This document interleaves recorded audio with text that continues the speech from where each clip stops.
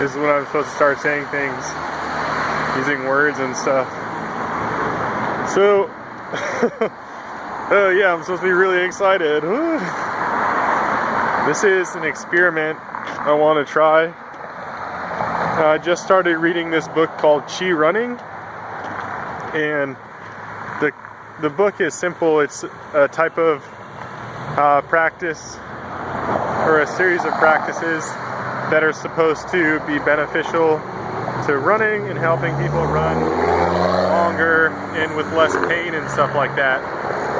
And one of the main components of Chi Running is this notion of systematic growth. I think the author says that something like 65% of runners, or people who call themselves runners, will have a running related injury once per year. And he's of the opinion, maybe other people are too, that these are often caused by overtraining. And so you'll have someone who wants to run a marathon, and they decide to spend the first 3 months running 700 bajillion miles a day, and then they realize they have shin splints and overuse injuries and all of these challenging things. And so there's some things in my life that I want to change. There are these marathons in my life that I want to accomplish, and I'm working to create and manifest these things. And so in the past, I've definitely noticed in myself these cycles of intense bursts of energy and focus and determination, excitement and passion, and then things don't kind of fall together like I'd like. I get frustrated, and then usually I end up getting a one-way plane ticket somewhere, just saying, fuck it, and I'm just going to do anything. And so I'm going to try and incorporate some of these principles that I've learned from Chi Running, specifically systematic growth, being really conscious and aware, being sensitive to my body, my wants and needs. But the main one is just steady, systematic growth. And so I'm going to choose 3 things, maybe 2. We'll start with 2 and we'll go from there. I'm going to choose a few things that I want to see more prevalent in my life, or I want to focus on in my life. And then I'm going to quantify really, really simple ways that I can measure these things, so that I can so that I can measure the results over time. And so I got a fucking eyelash in my eye, guys, ruining the footage. But so one of the things that's really relevant to me, probably the most relevant thing to me, is my overall health and well-being. And so I've decided to quantify this in 3 ways, and I'm just going to be subjective about how I measure it. But the first one is my overall energy levels. That's really important to me.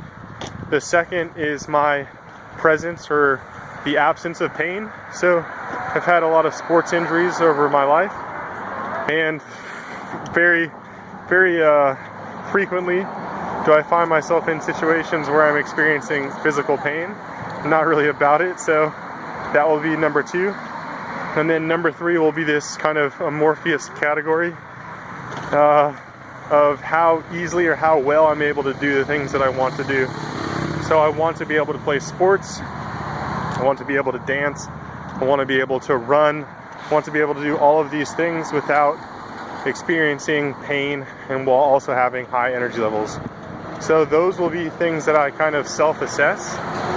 And I'm not sure what I will do for my protocol so far, or the different exercises, the different things that I'm going to add into my life. I think one of the things, this Chi Running book has a series of stretches, or they're called loosening exercises, supposed to loosen the joints. There's also some kind of integrated posture things. So I'll be working on my posture, I'll be working on stretching, and then I think I'll probably also be doing some strengthening. No, mostly visualization exercises. So working on posture, working on loosening joints, and then also doing some visualization exercises, because those are always rad. The next thing that I want to see change in my life is my financial well-being, or really my kind of relationship and yeah, the phenotype and or the genotype and phenotype of money. So I like some of my experiences with these goals have had moments where I've had lots of money and made money really easily, and then I've had moments where I had no money and money was really challenging to come by. And so I think for me, I've had a variety of relationships with money, and this in turn has caused the expression of money in my life, or influenced the expression of money in my life. And so there's a couple things that I want to see with money differently, and one is this notion of acquiring it really easily. I value money and I think it has benefit. More importantly, I value how it facilitates certain things in my life. Like right now, I'm kind of homeless. I don't like using the term because it's lame and people think you're lame if you're homeless, but I'm traveling around by bicycle, just living out of a sleeping bag. If I had more money, I wouldn't be doing that. I'd definitely rent a place or something like that. And so one is just having, making it easier to make money. Number two for me is having a store or a backup savings account full of money. And then number three would be generating money passively. So I think I want to, I'm not sure how I actually want to, or which things I want to test, which things I want to do to make changes or to make changes. Yeah, I think if you don't change anything, nothing will ever change. So if I keep going as I am, I'll probably see the same expressions of money. One thing I know that I can do and that I've been doing, I'll probably keep it at 1, maybe 2 to keep it simple.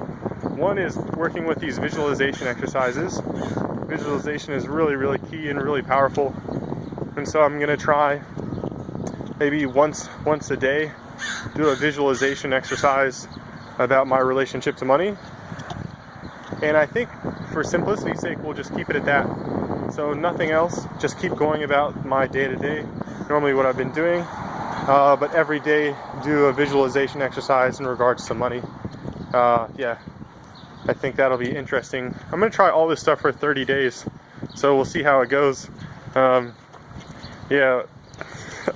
also put all this stuff in the description so that people can see this a bit more clearly. I feel like I'm rambling a bit, but whatever. YOLO, first video. And then the last thing that I want to see change in my life is I want to see more relationships and I want to see more community. And yeah, this one too, I'm just going to do visualization exercises. I think for me, I've spent a big part of the last few years of my life very much alone, very much on my own, and I'm sure there's some beliefs in my mind that have led me to be this way, to feel this way, to act this way. And so I'm a big proponent of this notion of effortless change. I don't think swamping ourselves with to-do lists and forcing new habits and rigid discipline is always the best or most satisfactory. And so I'm just going to keep it easy, and I'm just going to do a visualization exercise every day, probably feeling more worthy of being accepted, feeling more relevant and valuable as a person, and seeing relationships being abundant in my life, seeing connection and intimacy and love, all of these things being abundant in my life. So this is day 1, I guess. Well, we'll call it day 0. We'll call it day 0 because I didn't really do all of the protocols today. But in the description, I've got a list of what I'm essentially trying to accomplish, quantifying the length of this experiment, and then also including some more details about how I'm trying to do this, how I'm going to measure it, and what the goals and the outcomes are. I think it's really valuable to measure things. It's one of the reasons that I'm doing this video. I want to be able to look back on this experience and see, based on the smile on my face, how big I'm grinning, how effective it's been over the period of time. So yeah, today is day 1. I'll probably do some additional videos describing the different visualization exercises that I'm going to be doing and the different protocols that I'm going to be doing. See how they make change, not if they make change. I'm sure they will. And that's it. Catch you next time.